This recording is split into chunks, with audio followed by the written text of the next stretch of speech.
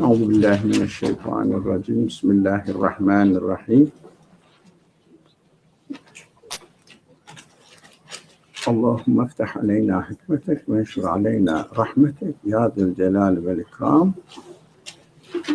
لا حول ولا قوة إلا بالله العلي العظيم اللهم علمنا ما ينفعنا وانفعنا بما علمتنا وزدنا علما وارنا الحق حقا وارزقنا اتباعه وارنا الباطل باطلا وارزقنا اجتنابه وصل اللهم على محمد وعلى اله واصحابه واتباعه وسلم ربنا اغفر لنا وارحمنا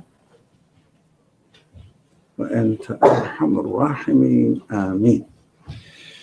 Inshallah, we should just jump into the subject and read the verse and start discussion there.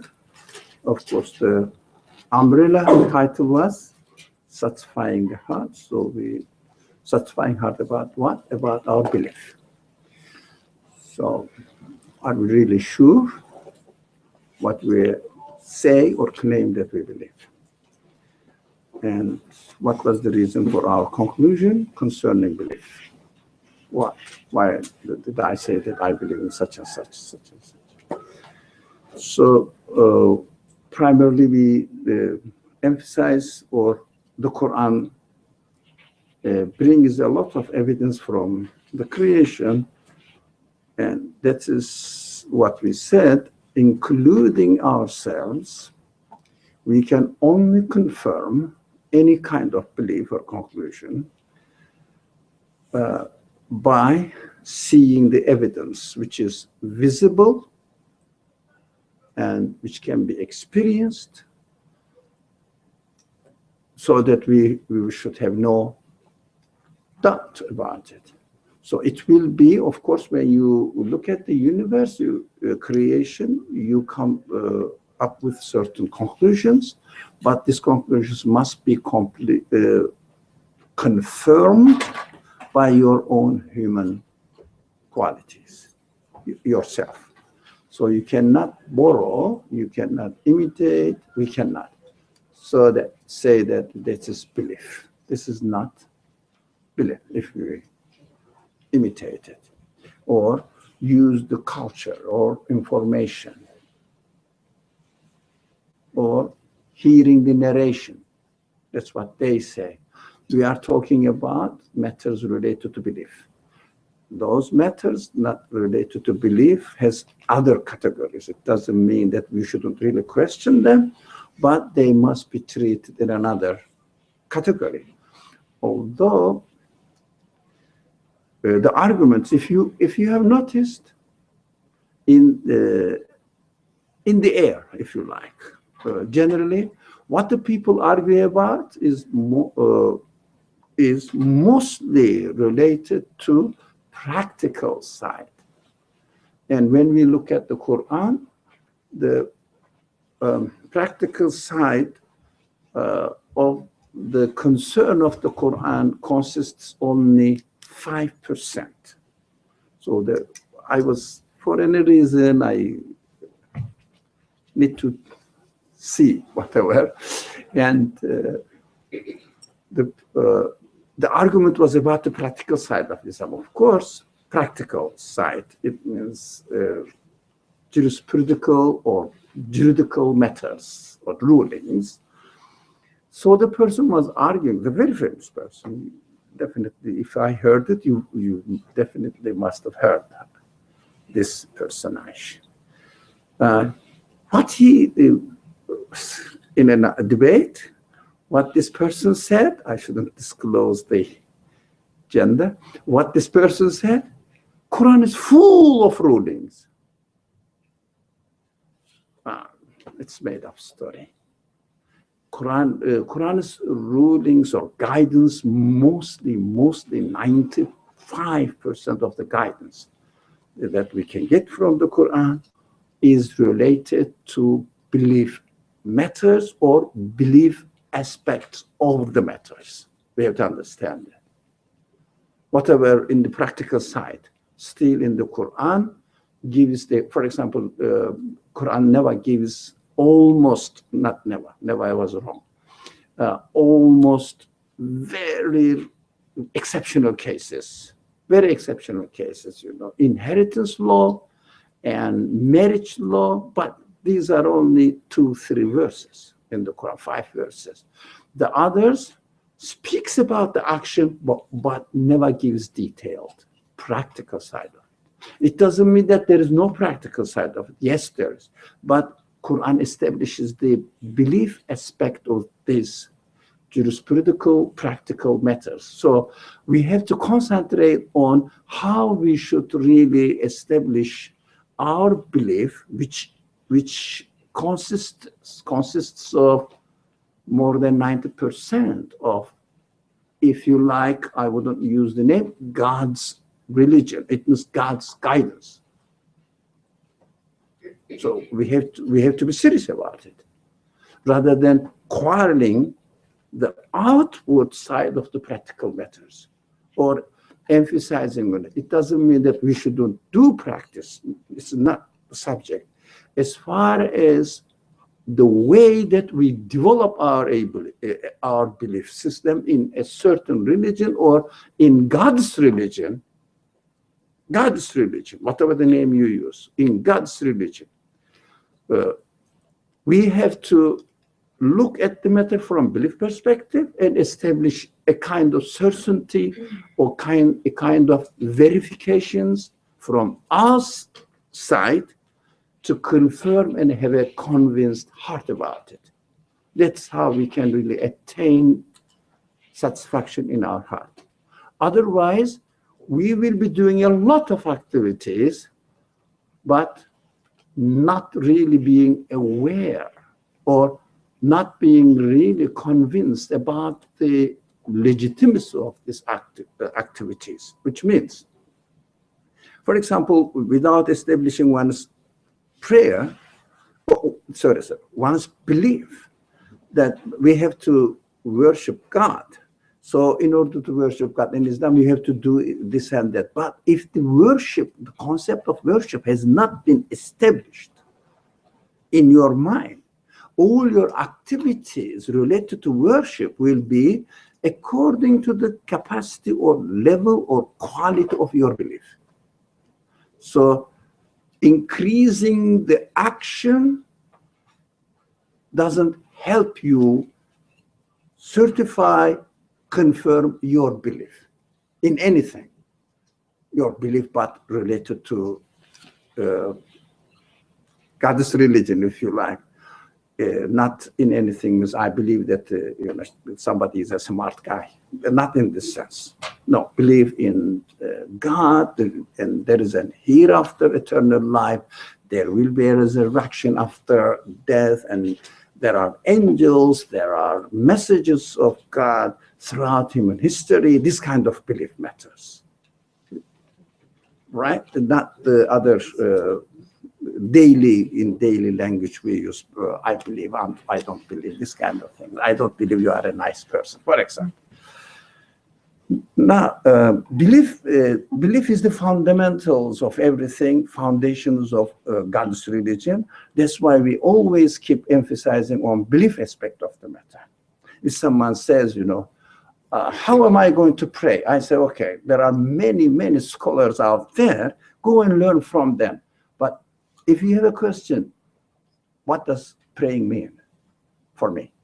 What does worship mean for me? Why should I? What does it mean really? So that's what we discussed here.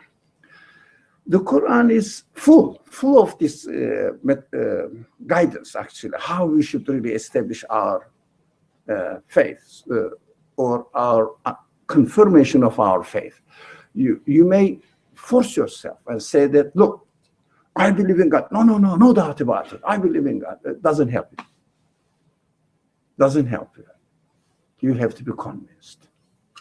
In your mind, in your heart, in your feeling, you have to be convinced. You have to be comfortable. If someone comes, a very religious man or very important guy, a very powerful scholar, says, we kept talking about that we believe in God, and I have been thinking about it for 40 years or 50 years, I found out that it has no base.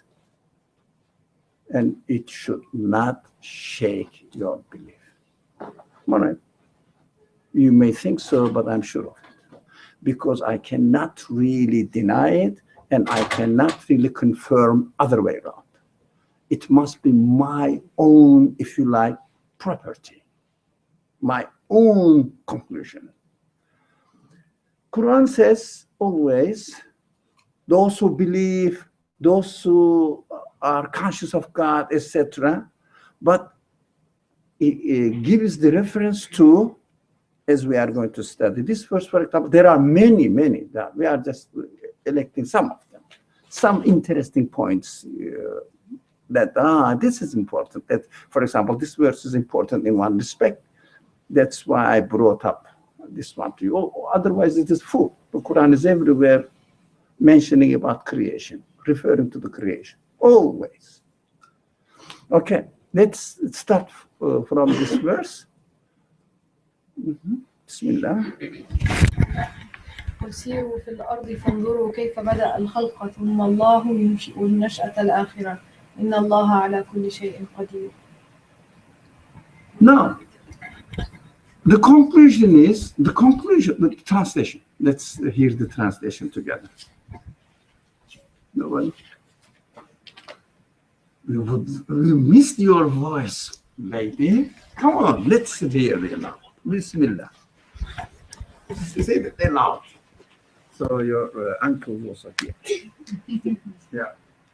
Say, travel through the earth and see how originated creation. So will God produce a later creation? For God has power over all things. Now, typical, this very typical verse of the Quran concludes that, thank you. Beautiful reading, huh? It's an improvement. What's happening? MashaAllah, God is blessing you. MashaAllah, her pronunciation is improved. Huh? You know, last year it was good, but this is much better this year. Thank you. So, this is a typical verse. Says something, if you like, feel free, claims something, and then says the conclusion. Definitely, verily. Did he say verily here? Yeah, for, he said, but really it means in that. Yeah, definitely, God has power over all things. That's the conclusion. That's what the Quran says. We think that since God said so, God says that I have power over all things, so it must be so. How can I argue against God? This is not belief. This is not belief. So you are not arguing against God. That is the news. You are here. Are you really sure that God has power over all things? All things, even the thing I think, even power over all things. It means, is it really God who gives existence to them? The main question is it really God? How can you make sure? Well, we are doing the things are happening themselves. So the beginning is the evidence. The Quran says, I'm going to tell you this, I'm going to give you this conclusion, but I'm expecting you to come to this conclusion after completing these prerequisites, if you like, which means travel through the earth and see how he originated creation. How he originated creation. Now, some people take it, some scholars, serious scholars, take it, he originated a creation. How he originated creation refers to the beginning of creation. Yeah? Origin. This is the word. Bada al-khalqa. But this is a little bit shaky claim for me. There are some very serious scholars. They say, no, you cannot go to the beginning. of the creation, as it is known maybe through the narrations of Torah or typical, the Genesis narration, that at the beginning there was nothing but got the light. It wanted light to come to be, and then let there be light. And I don't know. I've never seen that.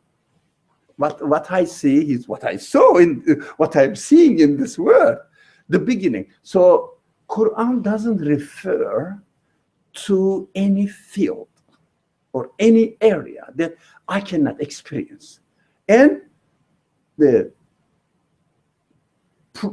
presented to me as evidence. So it's not evidence. I've not seen it. Have you been 13 billion years ago here, so that the creation started? No, I don't know. But you can work on it. How? You can study. How? The only thing is how the act of creation starts now. Yeah? So, Bada al-Khalqa, it means he started creation. Means, look at anything in this world now, how it's coming into existence, initiated now. Right? Because we have studied long before, not very long, some months before, that the universe is ever fresh. You can experience the beginning of creation right now. How? Today is a new creation. How did it come into existence? We have to ask this question and experience it. How did a new universe come into existence today, right now? This initiation of the act of creation means bringing the things into existence right now. So explain the source, origin of creation. It means somebody may say, no, I don't know about creation or not. So we can use more neutral language. The origin of coming into existence. Can you say, we discussed a lot this, can you say that, no, things are happening by themselves? Ask your logic. You are a human being. But the things come into existence by themselves every day in a new form, getting a new shape. Can you do that? Or do you see that everything as they are coming into existence, I'm using a neutral language, whether they are brought into existence or they come into existence by themselves? I don't know. I have to investigate. That's what the Quran is pointing to the reader's attention to. Investigate it, how it is happening. How is very important. That's why we are studying always how. How means right, look at the universe. Right now, look at the universe. How means this. Go and investigate it. Think about it. Put it into the lab if it helps. But I don't know whether you can explain the existence of anything, an atom or any insect or any, I don't know, planet or a star. I don't know. Doesn't matter. Investigate anything. How they come into existence in a new form, in a new position right now. What is the source of existence of this? Whether you say, no, their existence is eternal. Some people said, but I'm experiencing a new one. How can you say? This is a very Islamic theological discussion, actually. How can you say that I am experiencing a new form, new type, and saying that it is eternal? And what is eternal? In the universe, what is eternal? The whole universe is continuously changing and giving a new form, new type of existence. Every moment, there's no exception. You cannot say that yesterday was equal to today. Nothing. Everything is different. How can it, a thing, be at the same time eternal and at the same time constantly subject to change. It is contradictory, logical contradiction. Do you get it? And it will be eternal and subject to change. And it cannot change by itself because everything is subject to the coordination of the whole universe. No one can escape from this interaction. So I'm subject to, for example, as a human being, experiencing myself, using my own logic and using my own intelligence. I am looking at myself. I cannot really control my existence. I have no word on my existence. Nothing. What I can do only, maybe shave. Shave the beard, but it keeps coming. So, but what else I can do? I cannot really control my existence. I cannot stop it. I cannot regenerate anything new. But what I do, I use the materials already existing, prepared in the universe, and follow the rules of existence already existing in the universe. I am subject to something. I am not independent. I am not independent. I am contingent. We have to understand. I am contingent. It means really I am dependent on other things. Because especially about my own existence, I am I can experience that. Everybody can say that I'm totally contingent. I can try to, for example, if I'm hungry, I can eat. That's it. What do? I eat. Am I really guaranteeing or controlling my existence? No. What is existence? There. What is the rule? What are the rules already prevalent in the universe? And I have no control of any of it, and not only me, no one else, nothing else. I can see anything. How can I say that this universe is eternal? It's contradictory, logical contradiction. So I cannot say that at all. So because of this conclusion, they depend on something, and I have to investigate and use my logic. Do they depend on what? Every single being in the universe depends on the one who controls the whole universe, because nothing in the universe acts independently from the rest of the universe. That is a very fundamental, if you like, law principle. Nothing in the universe acts independently from the rest of the universe. So whatever you say, whether this is an atom here or a particle, dependent on the rest of the universe, the rest of the universe also is subject to the same change and subjugation. They are subject to something else. All the universe. Nothing is static. Nothing is permanent. Yeah. Nothing is permanent. Nothing can sustain its existence as it is for a moment. Not last century, this century, for a moment. Nothing can sustain its existence for a moment. How can they be eternal? How can they be eternal? If something is eternal, has no beginning, no end. Has no beginning, no end, means it has the power or the ability to sustain its existence, and it forever exists. So Quran's claim is, I'm coming to you. For Quran's claim is, if you want to establish a belief system or a conclusion that the one, God means in the Quran, the one, who's that? The one who created the universe. Can you imagine a God who is not the creator of the universe? What is that? It's fun. That's just funny, I don't know, mythology.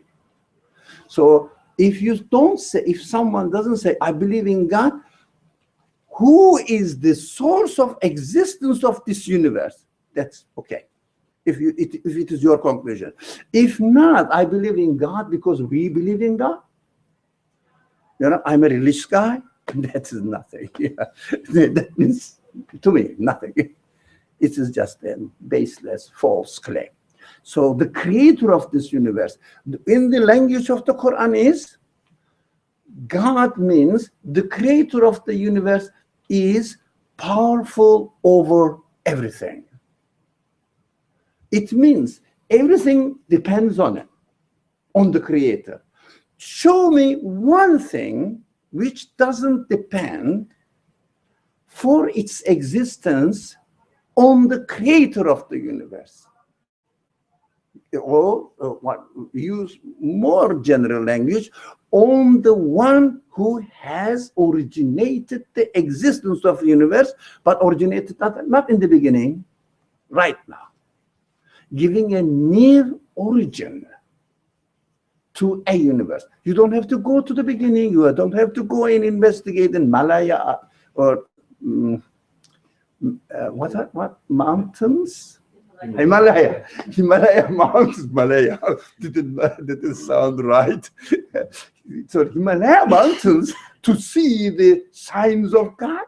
No, go anywhere, because it's a very general language.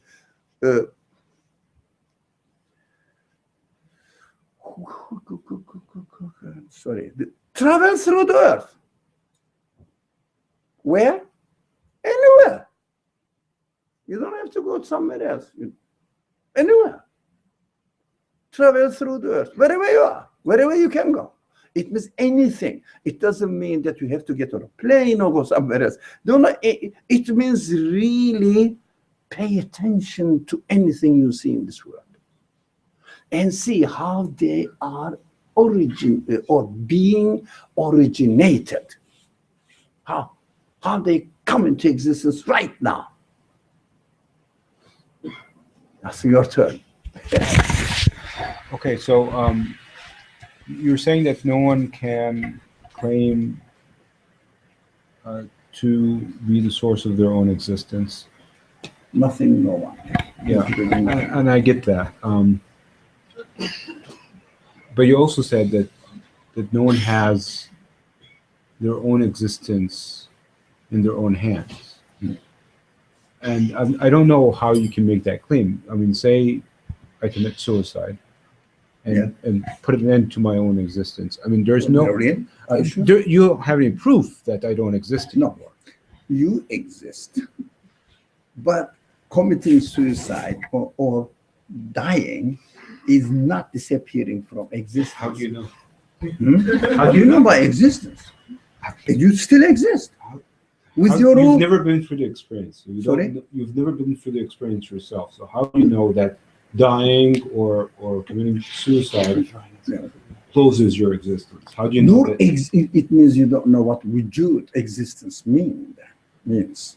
Because existence means existing in this way or another. For example, when you boil the water, it becomes evaporated and steam. The water still exists.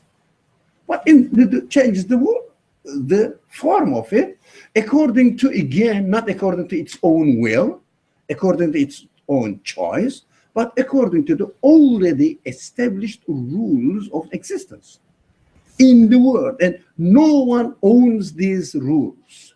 Nothing can say that I established nothing. Human beings cannot say, that's obvious. But apart from the human beings, nothing can say that I own these rules. It means human mind, human capacity can never, ever find a source which says or which claims that I own the existence of this one, or the laws or rules in existence. It means it is in the hands of something You can call it something, you can call it some body or some being who gave existence to this world, because the universe exists and there is no source of existence in this universe or something. So it must be somewhere else, something else. Okay, but in the example of water, you can observe that water took from one form to another based on certain rules or principles of nature. Trees die, animals die. But you don't have any proof that when someone dies, I'm sorry, dear. I think the confusion is you are confusing life with existence. So you become, your body becomes lifeless, while before somebody dies, it was animate, not inanimate. So your body, my body becomes inanimate. Everybody in biology knows that my body 6 months ago was completely not me, now changed. They die. So we continuously die, don't worry. Anyways, so for example, when you cut, physical example, when you cut your nail, where is it? Do you think it disappeared? Non-existent? It became non-existent? No, no one can say that. So it changed the form because the universe is really it's being created or given existence according to certain laws. You can just trace. For example, people have some complaints. They go to the graves and take one remnant of the human body and investigate the DNA structure and find out what was going on in the body of this person, or whether this person is this one or not, in a legal disputes. They argue about it, and they take the dead body itself and they found out the DNA structure there. And they identified this man was this or not, whatever. It's just legal matter. It means nothing in this universe goes into non-existence, but every moment the universe is disappearing from my perception, from my conception of the universe. Now, I perceived a universe like this, and tomorrow it will be different. I'm saying tomorrow because make it more clear. Otherwise, in a second, it is a different world. Everybody knows it. So non-existence in the universe doesn't exist. That is the principle the Muslim scholars keep saying. Non-existence doesn't exist. Because you cannot perceive, you cannot imagine non-existence, say that, oh, this building exists here and there is non-existent here. As long as it's in the universe, it exists. But you can find out that it's a stone or it's mostly concrete nowadays. It's a concrete piece of concrete or air or I don't know, they call it ether or other things. There must be something existing. There is no non-existence perceivable, conceivable by human capacity. It is impossible. It means we cannot talk about non-existence. There is no sign of non-existence. It is a very interesting point. Well, we can conclude that there is such a thing as non-existence because it's the opposite of existence. Opposite of existence, we just identify existence by referring to its opposite. So non-existence is our point of reference. It means really enables us to define somebody or something or an object. It enables us to define the object. For example, here the glasses exist, and to put it there, we say the glasses don't exist anymore in the same position as I experienced a minute ago or a second ago. It doesn't mean that I am proving non-existence. Or this location or changing the formation. There must be a word for it. Transformation of the place, locus, or in plural, loci. So transformation of it, but within an order, with a new type of existence, with a new form of existence. None of the things in the universe, for none of 2 seconds, is equal. I saw you. You understand it? It's not, nothing is equal. Everything is continuously changing, and from our side, they are disappearing. And that's what I see every moment, as the Quran says, for the كيف بدأ الخلق, how we started, initiated the act of creating. When? Now. When? Now. Because I'm experiencing now new creation. Yeah. Okay, so just to follow up, we can conclude that Don't follow this line. conclusion, when our being transforms from one existence to another, can we conclude we are eternal beings? Sorry? Are we eternal beings? No. We are given existence at a continuously changing base.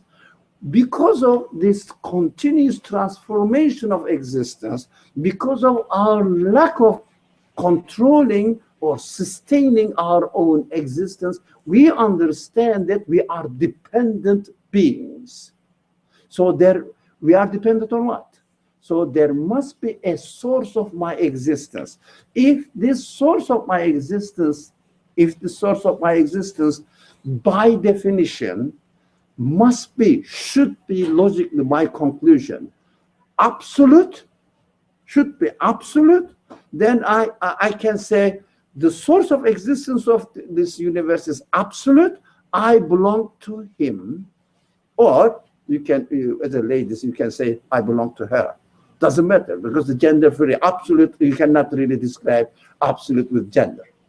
So we can say I belong to it. Doesn't matter.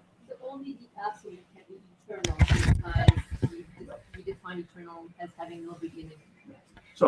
So the universe, because of its dependency, the nature, because of its nature, which is dependent, cannot be absolute. So eternal.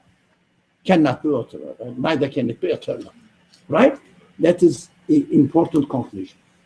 But if you bring soul into question, like if you believe in the concept of soul, and So, you say, excuse me, I just stop you. If you believe in the soul, what do you mean? like when a person dies and Yeah. The body decomposes, the body ceases to live. The Okay. soul continues going. Isn't that a process of continuation? And if that is continuation, how is that different from eternity? Well, that doesn't matter. Whatever exists here in this world, we should be careful about. You are careful, I know. Whatever exists in this world, it depends on the act of creating or giving existence, act of creating, on the absolute one, and that's my conclusion. What happens to my soul? I don't know. No one knows. Doesn't matter. When there is a fire here, when the fire extinguishes, what happens to the fire? Something like that. So what does it mean? This is the law of creating. That's what I observe. My responsibility is here to find out my source of existence and identify myself with this source and attribute myself to that source. But are we going to speak about the source? No. Why? I can't. I can conclude, but I can't. So what happens to for example, when I die, I can see now, but I can see that I am an animate being, not inanimate, animate being. Something happens that I die and I am an inanimate being. Now, so inanimate beings are, according to the laws, the rule of the act of creation, subject to we say degeneration, deterioration, rotting, right? That's how it is. Look, I don't know. It is an act of creation, and this act of creation also is dependent on the one who gives existence to this event. So my conclusion is we belong to the creator of the universe. I belong to the creator of the universe. My ears belong to the creator of the universe. My life belongs to the creator of the universe. Whatever you call it, when you say we believe in soul, etc., it brings previous knowledge. Whatever you are, you don't have to name it. You don't have to put a title to it. Whatever it is, you can call it spirit, soul, or life, or whatever you call it. To whom or to what it belongs. That is the question. What? How do you explain? Whatever the qualities you have. If you say that, but I know my hand, but I don't know my life. You don't have to know. And also your claim to know your hand is not really what you know, but you are experiencing. And you are experiencing your life as well. Yeah? So you are experiencing your human qualities as well. You have feelings, and endless numbers of feelings. There are myriad types of feelings. And you are experiencing it. That's why you say, I have it. The problem is, which kind of experience, which kind of feelings or emotions I have. You say worthless, pointless question. Why? What are you going to do with the kinds? How do you explain their existence so that you will be grateful to the giver of the existence? That is the relationship between you and your creator according to your definition of understanding of your own existence. How do you define it? I am a made, created, given existence, if you like, body or object, whatever you call it. And all my qualities that I experience belong to him.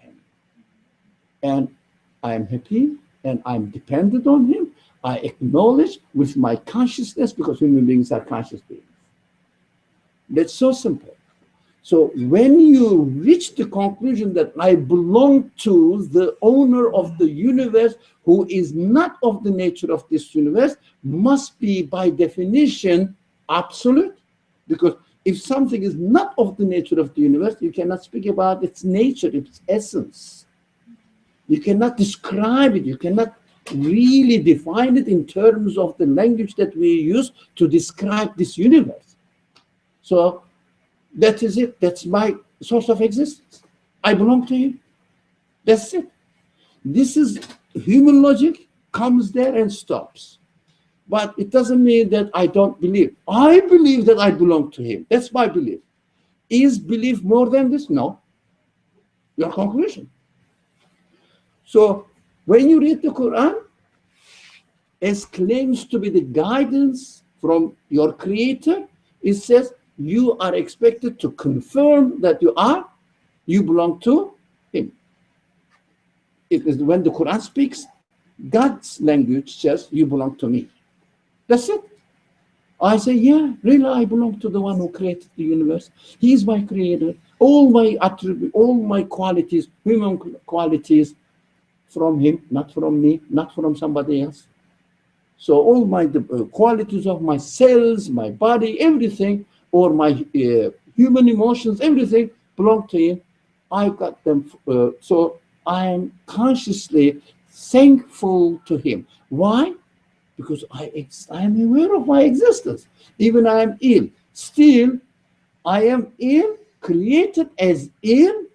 I'm thankful to my creator. But I don't want to be ill, or that's something. Another subject we discussed a long time, really. So more than months, is that? Or maybe.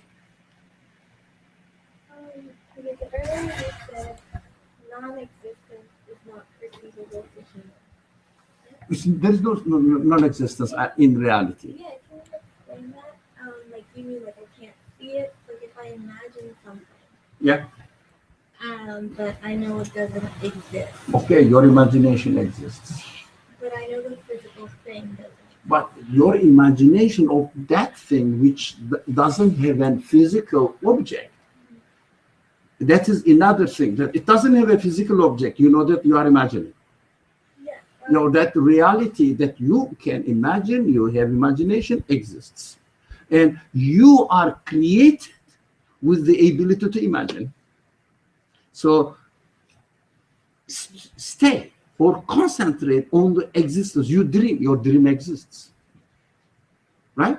And as you are thinking now, it is another form of vision when you are dreaming. It means you are created with the ability to think, to dream, to imagine, to hope, to cry, to love. They are all created qualities given to you. Be thankful to your creator that you are really endowed with endless qualities. Which kind of creator you have? Think about it. Which kind of creator he must be, or it must be. Think about it. So we have to say, oh, if you like, the creator is really, really, really awesome. As this verse says, it is powerful over everything. It means everything must be returned to him. Because who reads the Quran? We human beings. When we read the Quran, it speaks to me. He is saying here in the Quran, it says, whatever you think, everything. It's a very famous expression. We should really be careful about this. Kullu shay or kulli shay, depending on the position in the sentence.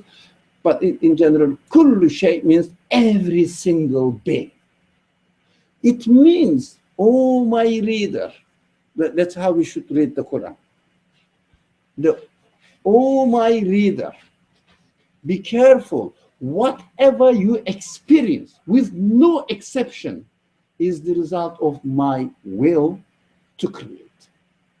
That's it. You cannot find any exception. There is no such thing in the Quranic explanation saying that Wallahu ala kulli shayin qadir illa. Yeah, it means God is all powerful over everything but one thing. One particle that you say, this particle exists by itself. If you say this, don't believe in God. Because there is something exists by itself, independent of the creator of the whole universe. Why bother about the creator? There is something there. Escaped, missed from the controller, power, it is an independent God then. Because it exists by itself. Why do you believe in God? Pointless. So if there is another God. That's why the Quranic teaching is based on what? Basically, the universe is a creator, but in details always, there is no other creator. It means you cannot attribute anything to anyone other than the absolute creator of the universe. It means nothing here in this universe exists by itself. And you cannot really say. But wrong way of thinking makes us fall into logical trap, which means, how do I know that God created the universe? This approach from God's act of creating, from God's perspective, how do I know that I know that the buildings are, I remember this funny story. Buildings are made by people, and because I've seen them, the people are making it. Yeah, there was a child, 3 years old, but very, like this girl. It's very clever, smart. Yeah. I don't know. In the family, they keep talking about everything is made by God, created by God. In wisdom culture, that's God created this, God created this. Everything is created by God. Of course, the 3 years old now went out, and in the spring or summer period, the construction was going on, and she was excited. It's beautiful. Yeah, no, she was a convert's daughter. So they were really excited about learning what religion is, etc. We were always in contact. So she came one day, hurrying, excited, saying that not everything is created by God. Buildings are made by human beings. So the parents were surprised. 3 years old. Okay, that's human capacity. It's great. So if we really think about the existence of the universe, referring it to God and saying that God is creating the universe, how can I make sure that He is creating the universe? Look at the word. Look at the fallacy of the logic. And how can I make sure that He is making it? I cannot, and I don't have to, and it's none of my concern. My concern is to look at the universe. It is an absolute creator, absolute one. I don't know absolute, but doesn't mean that I don't know the existence of the absolute. There must be. Otherwise, I cannot explain the universe. So don't go further. Don't go on the reverse side, which is, I don't know how God is doing that. You can. This absolute, the creator of the whole universe. You are within the universe. So it is not your concern, not within your capacity. That this question is always invalid, illogical. And it is not belief at all to say that God knows everything. For example, I don't say no, I can say yes. But what I say, I know the existence of everything is being realized by a source which knows it. I can see the sign of knowledge in the existence of everything. Nothing is explainable without knowledge, without power, without will, without wisdom. Not because everything is wise. Well, I cannot see anything. I may not understand the wisdom when it comes to wisdom, but knowledge is everywhere. How does, of course, this happened among the philosophers and some theologians, happened that they discussed and argued about whether God knows this one, how does He know, etc. It's futile. None of my business. My business is the one who created this universe is the one who knows all what is going on here. Why? Because I am experiencing here, whatever I experience here, even one atom. I see the one atom here, study it, and say, whoever gave existence to this atom now gave existence to it with knowledge. It's not, there's no sign of ignorance or lack of knowledge in its existence. Perfect order. That is what the core of the teachings of the Quran, that is what the core of the teachings of really God's religion. There is no God. There is nothing in this universe. La ilaha means there is nothing in this universe can proclaim it is independence. But everything is dependent on the one who gave existence to the universe. So simple. La ilaha illallah. I am sure any human being with a reasonable attitude, not a scientist, not a logician, etc., with a reasonable attitude can confirm it if this person has not indoctrinated his mind or has not been using false approach to religion. For example, may not be happy with the religious institutions, may not be happy with some people's claims about their religion, or conflict between people, not the religions, but the people who identify themselves with certain religious groups or institutions or traditions, and saying that, look, these people are fighting with each other, religion is trash. That's very simplistic, very superficial, and it is not worth considering. They are just, I don't know, products of media house, talking about trash. It's keeping themselves busy with trash. So we understood here to go to the earth means be careful about the creation around you. Yeah? You can go somewhere else, but it doesn't matter. Wherever you go, the mountain is the mountain.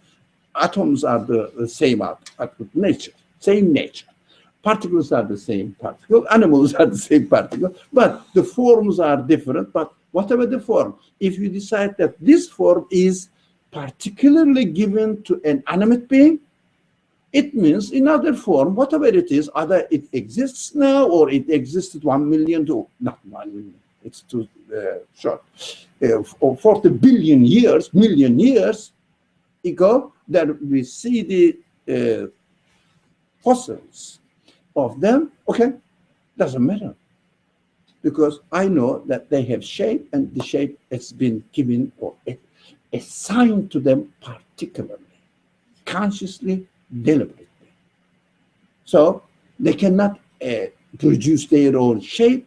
If it was possible, first I would do that. I would change my shape. So it doesn't make sense for me. So one evidence, study one insect is enough. Say, it has a perfect shape, organization, whatever. It makes sense within its own existence. So this is going through the earth and seeing how he originated the creation. It means he means in the Quran, the creator of the universe. It means when Quran speaks on behalf of God, it means the speaker, it is a message to me. Go from the other side. For example, he says this text says how he created, originated creation, Bada al-Khalq. It means I have to look at the creation or the things in order to investigate its origin. Don't imitate the Quran.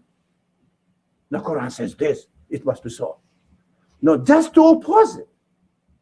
When the Quran says God started or initiated the creation, we have to read it. Okay, it means it is a message for me to look and investigate the creation and look for the origin of it. Question it, it means question. What is the origin of existence of this particular thing that attracted my attention, or I am now together with?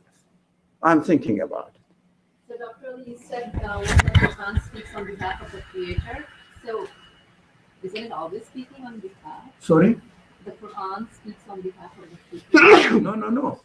The Quranic language is speaking from God's perspective. It means God is giving the guidance, not the Quran is different. No. Now, when you read a verse from the Quran, it means it is a guide for you. What you have to do, confirm it.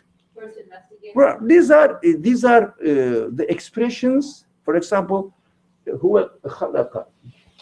كيف بدأ الخلق؟ خلق. It means God originated creation. That's what the Quran says, because Quran says, I am the word of God. So God is speaking, he says, look, I'm telling you, I have originated the creation. And what you are expected to do?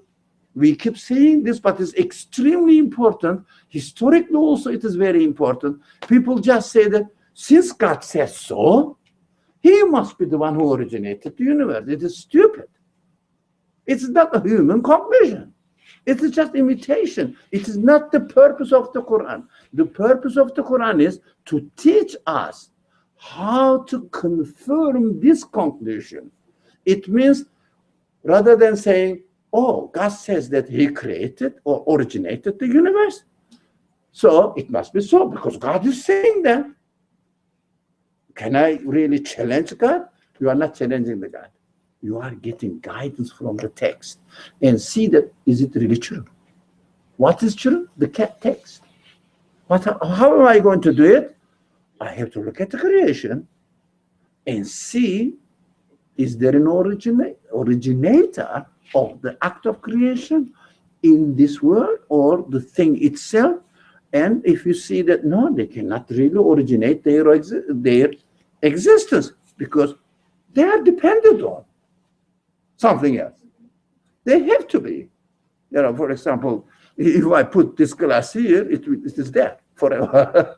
So it cannot say not forever exists, but you know, it cannot really say no, I don't want to be here anymore, for example, and I don't want to exist anymore, for example. Even human beings, you can kill yourself, but you cannot kill your existence or annihilate yourself. It is impossible.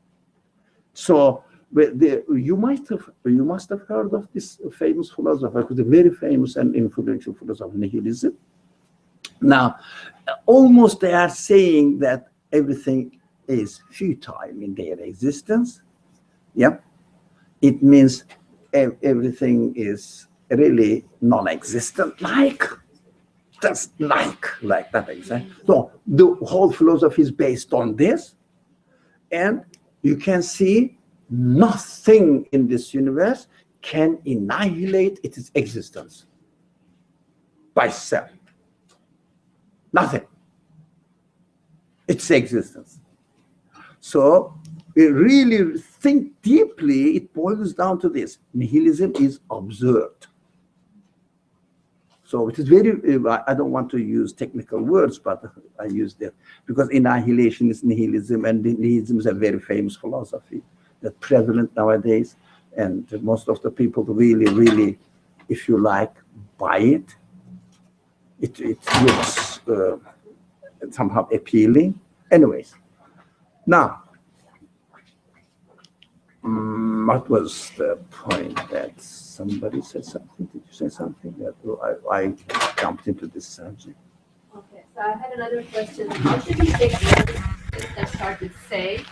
Say, it means, I mean, every verse the Creator is speaking to you, but what about the say verse? What? The Creator wants us to conclude something when it's... So the Creator is speaking to you and asking you, come to this conclusion. But say, yeah, at the end, investigate, come to the conclusion and say, yes, really, that is true. Yeah, but usually or traditionally, conventionally, say in bracket Muhammad, the one who receives. When you read the Quran now, you are the one who is the receptor, right? So he's speaking to you and saying that, say, yeah, do this, and the result will be, the conclusion will be, the one who gave existence to the universe must have power over everything with no exception. It means it should be your conclusion, right? But at the same time, it's a way of communicating. But don't alienate yourself when you read the Quran, saying that this is an address to the Prophet only. No, he was an address, yes, addressee. And I'm an addressee when I read it as well. Anything more? Any questions further? Okay, let's go this one. Okay, again.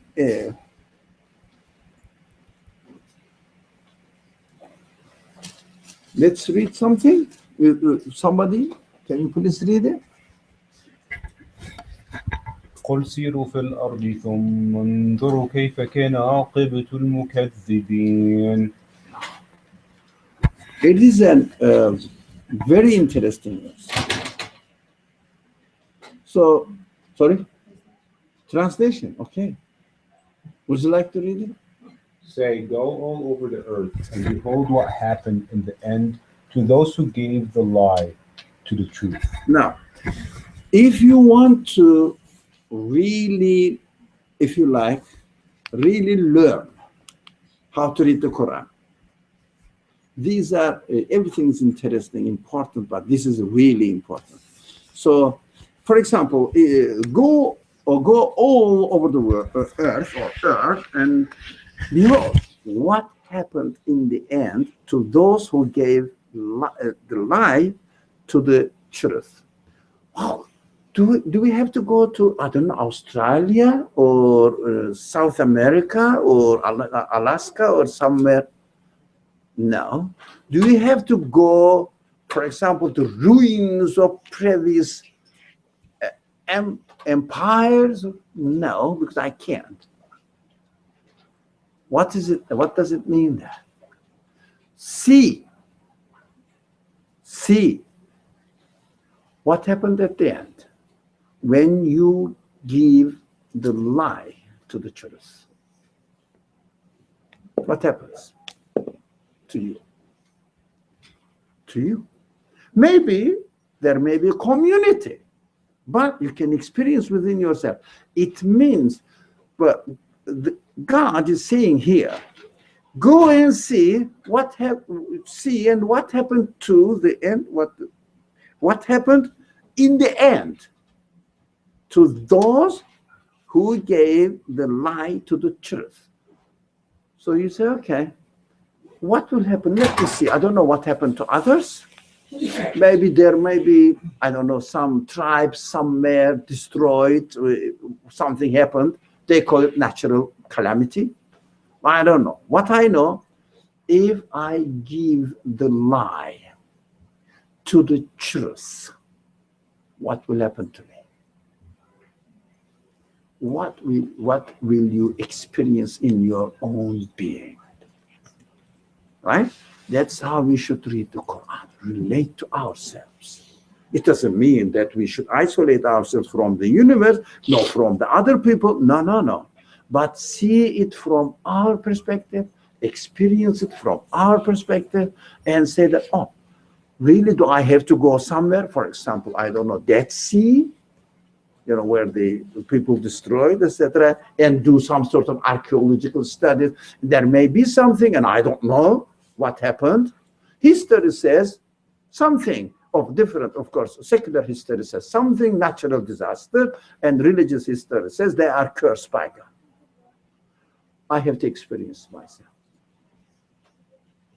If I give a lie, you give the lie to the truth, it means deny the truth, which Quran says the truth is the fact that this universe and you yourself have a creator, conscious being, deliberately giving you existence, taking care of yourself, and put you here for a purpose. It gave you all these human qualities to be used and utilized in order to know who your Lord is. I gave the life to this. And the Quran says this is the truth. And I don't know, let me see. Yeah. So argue. Is it really true that if I reject, deny, or give a lie to me, deny what the Quran says, fundamentally there is no creator other than the one who gave existence to this universe, the one who gave it. So you say no. What happens to you? How do you explain your being? How do you explain your humanity? How do you explain your human qualities? How do you explain your social interactions with others and with the rest of the world? What's the meaning of existence? What's the meaning of being a human being? What are you expecting from your being? You don't have a creator. You don't know. You didn't create yourself. You happen to be here accidentally, or I don't know, whatever the reason. Maybe eternally it just jumped up and down, up and down, up and down. That's it. Accidental happenings are taking place within certain natural laws, which is fixed. Who fixed them? I don't know. I'm bound to these natural laws, blind, I would say ignorant, or no real will, knowledge, anything, no purpose. Just I happen to be here accidentally. And experience yourself. What will happen to you? What will happen to you? Experience yourself. Think about it. Go home and sit for 5 minutes, and think. Think about it. I am meaningless. I have no purpose for my existence. Nothing. Just I happen to be like this, and I'm going to die, and I don't know what will happen, and I don't know. So the Quran is really saying that everything in this universe is a truth pointing to the Creator, so teaching you, you have an owner. You are in existence on purpose. You are endowed with, equipped with human qualities that you have. These are all purposeful to you, and use them, and by using these qualities, you will come to know who your Lord is, your owner. You will realize that I am an owner who gave all these qualities to me, and I understand that through these qualities, I am reasoning, I am experiencing, and my life becomes meaningful for me. So your assertion here is that, everything that is a creation has qualities that we can use to understand God better, the Creator better. The This ayat seems to specifically identify a segment of all of the creation, right? It calls out those who gave the lie to the truth. Why the focus on that specific segment of the creation when the concept is anything in the creation, those who gave lie or those who gave truth or anything in between would point to God and point to the Creator in a similar fashion.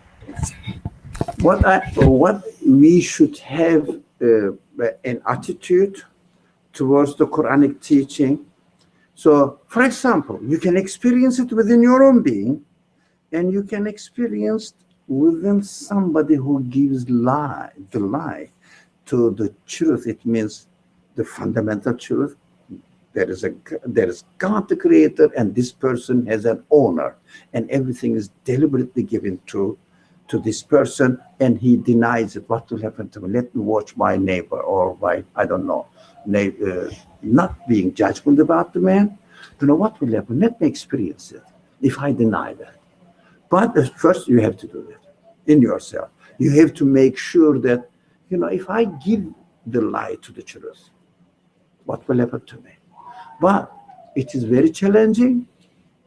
It is very challenging. It is not easy to experience, because if you are really sincerely thinking about it, deeply think, you go either crazy or become a man of God. Because it is so essential to our being. And we are in our being so vulnerable. We are either nothing or almost everything. Nothing means if my existence is accidental, I'm in nothing. Nothing is really, nothing should bother me. And why I should worry about what? Nothing. At the end, I will die and disappear.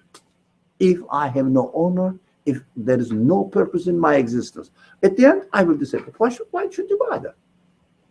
But the human qualities force us, no, you have to bother, you have to investigate, investigate. Now, this is one side.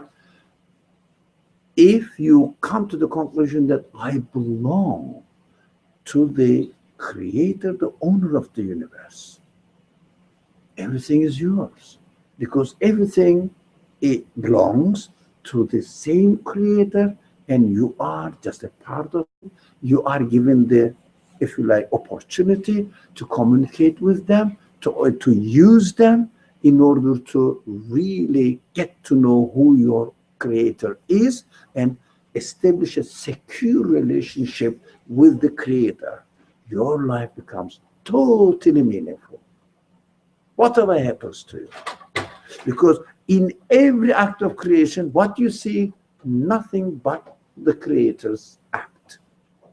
It means, oh, he's introducing me in this way, because he enabled me with certain qualities that I can use them and connect with the source. Connect with the source. So we understand that we are in between two poles. One of them is complete meaninglessness. The other one is complete meaningfulness. But do we experience like this? No. How? Not because of our conclusions, because we don't think. We just generalize it. If we tend to believe in God, we say, God exists, there is God, everything is taken care of by Him, and you don't know what you are doing really in the world. You're not really conscious of it. It is neglectfulness. If you like, ignoring your reality. That's why we become in a blurred, gray area of life. We don't feel absolute security because we don't really take our existence seriously and think about it and come to a conscious conclusion. Conscious conclusion. So life becomes meaningless if we don't. But what we do, we escape.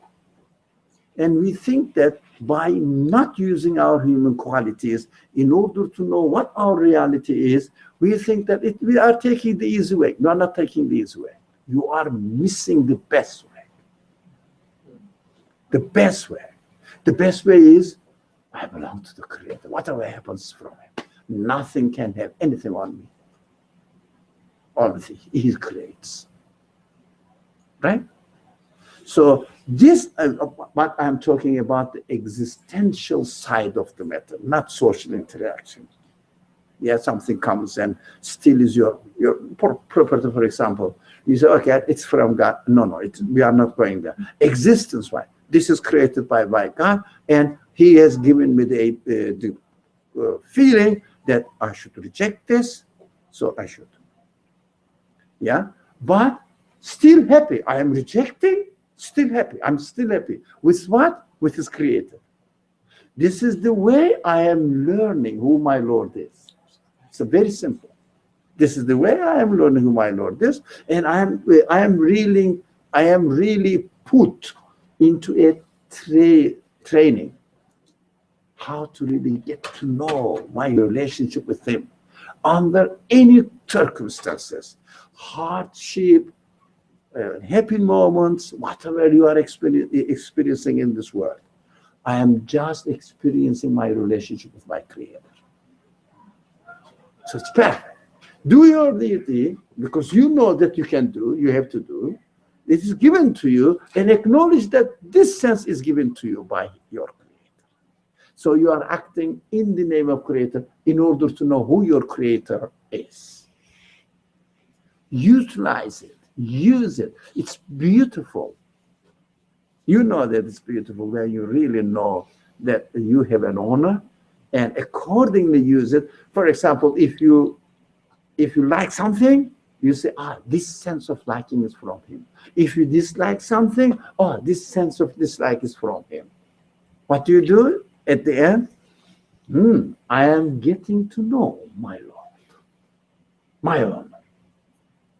So He is the one who's teaching me that I should not like this. He is teaching me that I should like this, prefer this, whatever. So use it, your own existence in the name of Him, no despair. You will experience in your life. No despair. It's beautiful. Inshallah. So shall we stop? Oh, I wanted to.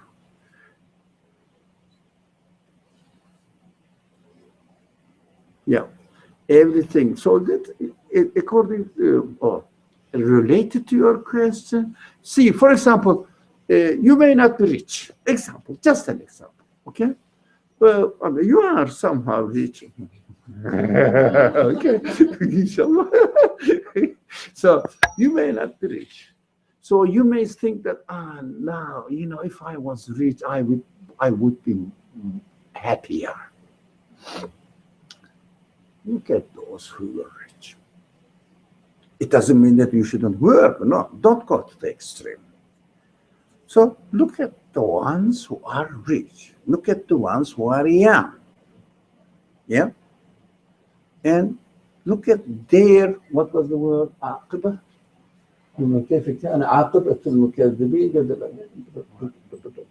And at the end to those, at the end of their life. Whether you are rich, you are poor, you are ill, you are young, you are old, you are healthy, regardless. When you die, it wasn't important. It wasn't important. What was important? How do you evaluate it? How do you connect yourself with your real situation? So you say, but I didn't miss much. Because this guy was the richest man, for example. Now he has nothing. Oh, he didn't really own much. It was a temporary, if you like, opportunity for him to learn who his Lord is through property or through lack of property. So in every circumstances, we just connect ourselves to the creator of our already existing position in the universe. Already existing position in the universe. You find yourself in a meaningful, if you like, coordination in it. Here I am giving this existence here, and I am really being educated, trained within these conditions. And the other guy is trained in another condition. I can observe his life. What is he doing? How is he really enjoying it?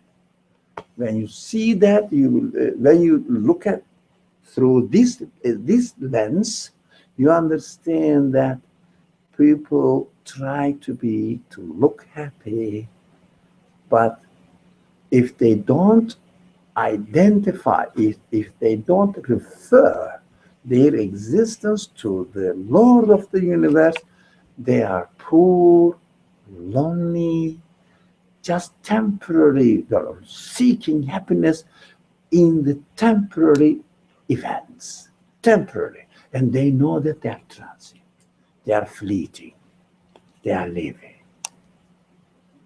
They want to hold on to it, they can't. And you experience that. Look at that. Okay, Bismillah ar-Rahman ar-Rahim. سبحانك لا علم لنا إلا ما علمتنا إنك أنت العليم الحكيم وآخر دعواهم and alhamdulillah rabbil alamin. If you noticed today, as usual, we concentrated on how to read the Quran. Are you good? Tony said, the good news from Tony. Have you heard anything from him? He's very happy. He's enjoying his life in Morocco. He's in Morocco.